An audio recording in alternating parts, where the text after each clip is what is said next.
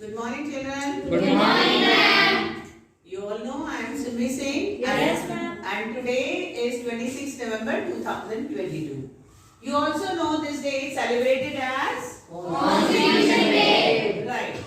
And students of 9th D have prepared a beautiful act on democratic rights.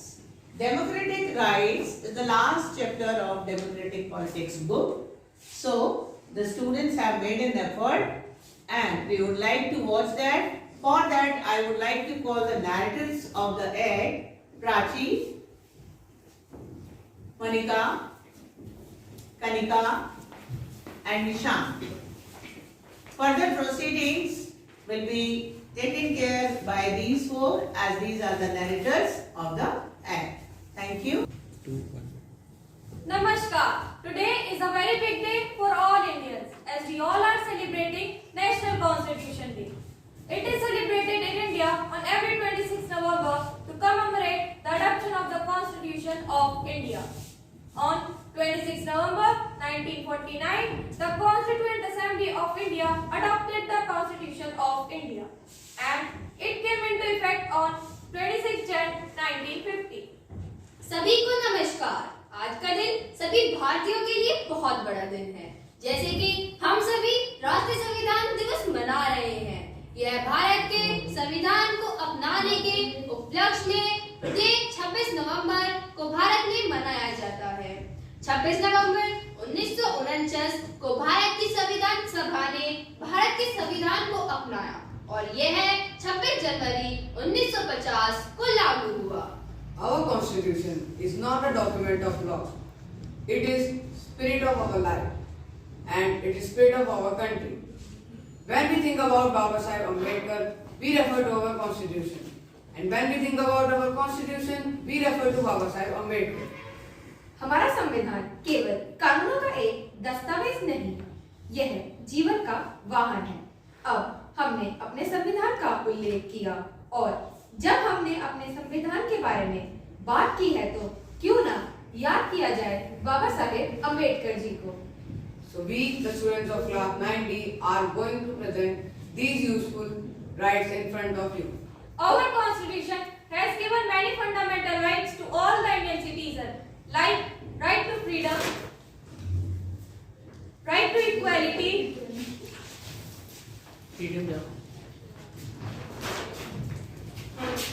right against exploitation, cultural and educational right, right to constitutional remedy, हमारा संविधान and right to freedom of religion. हमारा संविधान हमें कई प्रकार के मौलिक अधिकार प्रदान करता है, जैसे समानता का अधिकार, स्वतंत्रता का अधिकार, शोषण के विरुद्ध अधिकार, संस्कृति और शिक्षा का अधिकार, संवैधानिक उपचारों का अधिकार और धार्मिक स्वतंत्रता का अधिकार। The first right is right to equality. Let's see how it is applicable in our day. यह किस प्रकार लागू? पापा मुझे 3,000 रुपए दे दो, मेरा स्कूल एक ट्रिप पे जा रहा है। क्या 3,000 रुपए?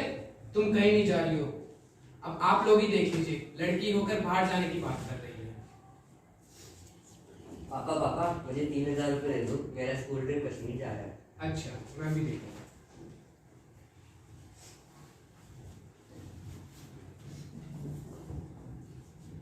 लो बेटा। शुक्रिया पापा।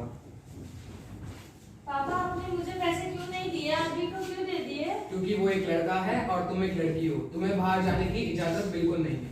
ये गलत है, आपको मेरे साथ ऐसा नहीं करना चाहिए था। हम सबको एक समान अधिकार मिलना चाहिए। अच्छा बेटा, मुझे माफ लो, तुम भी 3,000 रुपए। Yes, right to equality. No one could be discriminated on the basis of gender, caste and religion.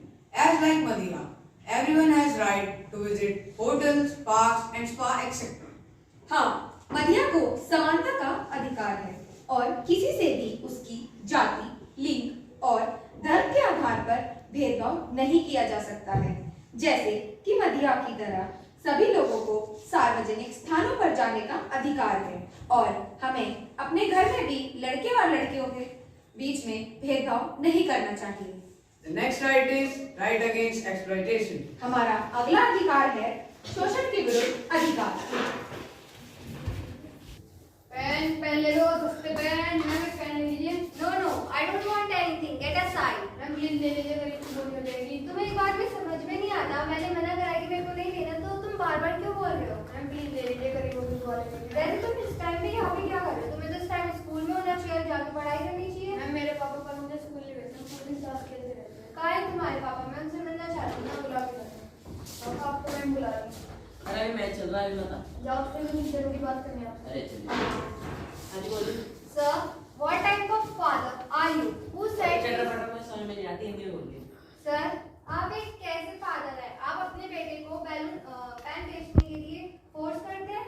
ये मेरा लड़का, मैं इससे सब्जी भी खाऊं, पेन भी खाऊं, मेरी मर्जी। आप कौन होते हो मुझे बोलने वाले? I am a responsible citizen and according to the fundamental right against exploitation given by a constitution, it is illegal to employ children than 14 years of age. तुम्हें पता है तुम्हें इसके लिए जेल भी हो सकती है? जेल जाओ ही पढ़ ले। पूरे इरादे से आया जेल कराने के लिए, जा पढ़ ले।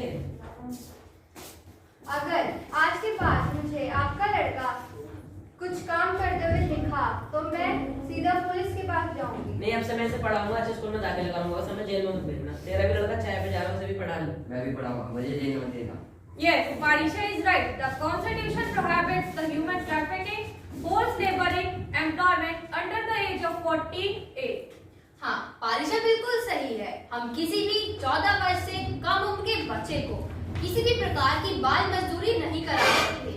इसके लिए हमें जेल भी हो सकती है। Next right is cultural and educational right. तो चलिए अपने अगले अधिकार की तरफ बढ़ते हैं, जो कि है संस्कृति और शिक्षा का अधिकार। हेलो अपार, क्या तुम्हें पता है मैं एक स्कूल खोलने वाली हूँ जिसमें पारसी धर्म से संबंधित हर तरीके की हमें शिक्षा प्राप्त होगी। ये कैसा स्कूल है? इसमें हर तरीके की आधुनिक शिक्षा व परजीवीकरण संस्कृति शिक्षण सहित हर तरीके की शिक्षा हमें प्राप्त होगी। ठीक है, लेकिन जैसा कि तुम जानती हो, भारत एक धर्मनिरपेक्ष देश है। अगर तुम ऐसा करोगी तो लोग तुम पे सवाल उठाएंगे। हाँ, भारत एक धर्मनिरपेक्ष देश है, लेकिन हमारा संविधान यह कहता है कि सभी अल्पसंख्यक शिक्षण हम संस्थान स्थापित कर सकते हैं।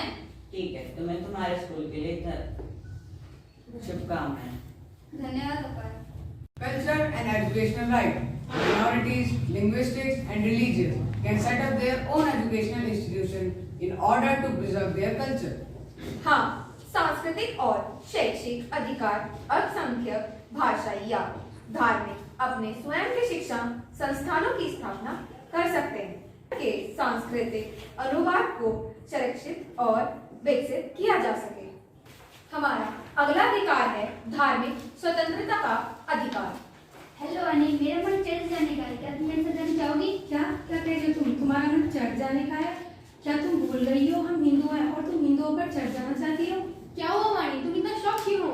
देखो आदित्य को हिंदू होकर चर्च जाने की बात कर रही है। तुम पागल हो गई हो? तुम हिंदू हो, तुम हिंदू होकर चर्च जाने की बात कर रही हो? तो क्या हुआ, तुमने मौलिक अधिकार नहीं पढ़े? हमारे पास मौलिक अधिकार है, हम कहीं भी जा सकते हैं।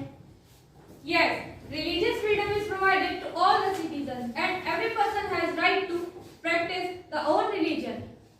हाँ, जैसे कि देखा आपने कि अदिति गिरजाघर जाना चाहती थी, लेकिन बानी और तान्या ने उसे गिरजाघर जाने नहीं दिया क्योंकि वह एक हिंदू थी। लेकिन हमारे पास एक मौलिक अधिकार है जिसमें हम किसी भी धार्मिक स्थल पर जा सकते हैं और किसी भी धर्म को अपना सकते हैं। Next right is right to freedom and right to constitutional remedy.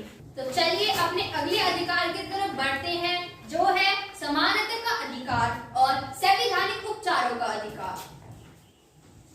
क्या तुम तैयार हो आज इंटरव्यू देने के लिए? हाँ, मैं तैयार हूँ। आज हमें अपनी कंपनी के लिए बेस्ट कैंडिडेट चुनना है। हाँ जी। हे भगवान, आज तो मेरा दृष्टि कंपनी में सिलेक्शन हो जाए बस। मैं करूँ?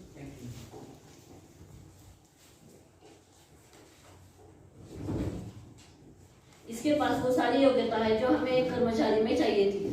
हाँ, इसके पास वो सारी योग्यता है जो हमें एक कर्मचारी में चाहिए थी, लेकिन पहले इससे इसकी जाति पूछिए। मैं दलित जाति से बिलोंग करता हूँ। मैं दलित को अपनी कंपनी में मैं रखने के फेवर में नहीं हूँ। क्या आपको पता है कि इसके खिलाफ कॉन्स्टिट्यूशन में बहुत सारे एक्ट्स हैं मैं चाहूँ तो आपके ऊपर केस भी दर्ज कर सकता हूँ। हमारी कंपनी के अपने नियम हैं। अब ठीक है, मैं फिर आपसे कोर्ट में मिलता हूँ। हाँ जाओ जाओ। देखें। You may proceed now. My lord, Mr. अत्तर जो कि एक वेल एजुकेटेड और होनहार व्यक्ति है, लेकिन सब दलित होने के कारण उन्हें कंपनी में नौकरी नहीं मिल पाई। ऑब्जेक्शन माय लॉर्ड, हर एक प्राइवेट कंपनी को अपने रूल्स रेगुलेशन बनाने का हक है। But my lord, according to fundamental rights, so right to freedom and right to constitutional remedy, a person cannot be discriminated against his caste or religion. Okay, सारे सबूतों को मद्देनजर रखते हुए अदालत यह फैसला सुनाती है कि यह कंपनी मिस्टर अथर को जॉब देगी और उनसे अपने भेदभाव वाले व्यवहार के लिए माफी मांगेगी। The court is adjourned. Yes, a correct decision. Our constitution gives freedom of speech and expression to reside in any part of our country, and any person can choose any occupation and profession. हाँ, अब सही निर्णय।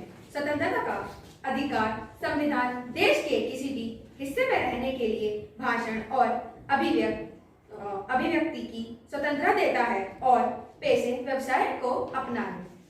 When it comes to right to constitutional remedies, it allows every citizen in our country to move to court if he or she feels that his or her constitutional rights have been violated. अब जब संवैधानिक उपचारों को लिखने की बात आती है तो हमारे देश के सभी नागरिकों को हर साल रिपोर्ट स्थानांतरित करने के लिए उन्हें लगता है कि उन्हें और उनके मौलिक अधिकारों को राज्य द्वारा अनुवादित कर दिया जाएगा। We have shown you some of these rights, but there are many in our constitution. Our main motto of the skit was, you all must obey these rules and implement in your life as a responsible citizen. हमने आपको कुछ अधिकारों के बारे में बताया, लेकिन हमारे संविधान में ऐसे अनेक अधिकार हैं जो हमें समानता का दर्जा देते हैं और हम आशा करते हैं कि आप सभी इन अधिकारों को अपने जीवन में जरूर लाएंगे और हमारी सामाजिक विज्ञान की अध्यापिका मिसेस सिम्मी सिंह के निर्देशन में हमने यह सब करा। Thank you ma'am. Thank you बच्चों। Thank you ma'am. आपने बड़ी मेहनत से ये सब तैयार किया और जब हम कुछ करते हैं तो हम सीखते भी हैं। मुझे उम्मीद है कि तुम्हें डेमोक्रेटिक राइट्स, फंडामेंटल राइट्स जिनको हम कहते हैं, शायद जिंदगी में कभी तुम इनको भूलोगे नहीं। So well done, clap for yourself.